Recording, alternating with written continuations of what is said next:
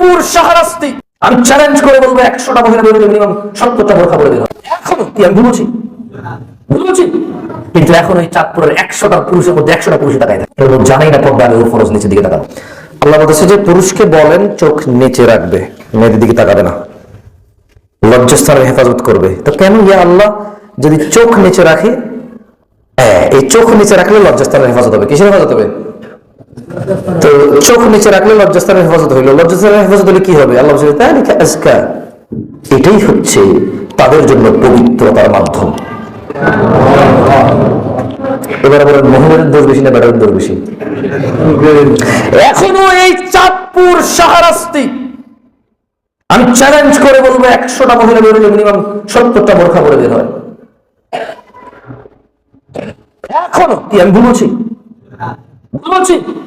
কিন্তু এখন ওই চাঁদপুরের 100টা পুরুষের মধ্যে 100টা পুরুষে তাকায় থাকে, জানাই না পর্দা আগে ওর ফরজ নিচের দিকে তাকানো।